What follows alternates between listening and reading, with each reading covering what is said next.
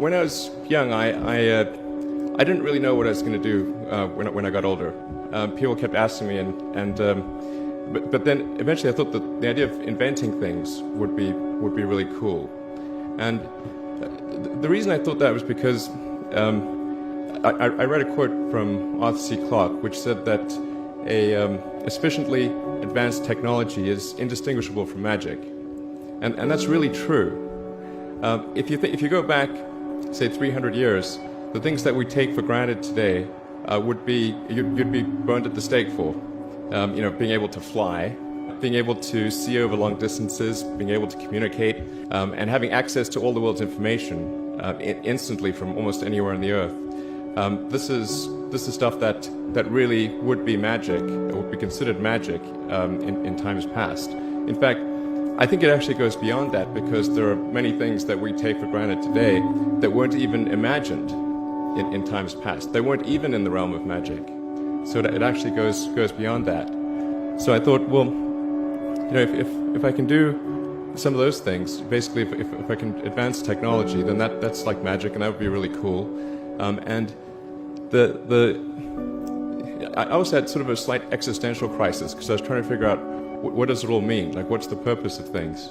And I came to the conclusion that if we can advance the knowledge of the world, if we can do things that expand the scope and scale of consciousness, then we're better able to ask the right questions and become more enlightened, and that's really the only way forward. I think about what technology solution is necessary in order to achieve the particular goal, and then try to make as much progress in that direction as possible. I think being a multi-planet species and being out there among the stars is important for the long-term survival of humanity. But then the part that I find personally most motivating is that it creates a sense of adventure, and it makes people excited about the future. If you consider two futures, one where we are forever confined to Earth until eventually something terrible happens, or another future where we are out there on many planets, maybe even going beyond the solar system, I think that second version is incredibly exciting and inspiring, and there need to be reasons to get up in the morning. Life can't just be about solving problems. Otherwise, what's the point? There's got to be things that people find inspiring and make life worth living. When my brother and I were starting our first company, instead of getting an apartment, we just rented a small office, and we slept on the couch. And we showered at the YMCA, and we're so hot up we had one computer, so the website was up during the day, and I was coding at night, 7 days a week, all the time. And I sort of briefly had a girlfriend in that period, and in order to be with me, she had to sleep in the office. So work hard, like every waking hour. That's the thing I would say, particularly if you're starting a company. A natural human tendency is wishful thinking. So a challenge for entrepreneurs is to say, well, what's the difference between really believing in your ideals and sticking to them versus pursuing some unrealistic dream that doesn't actually have merit? And that is a really difficult thing to tell. Can you tell the difference between those two things? Right. So you need to be sort of very rigorous in your self-analysis.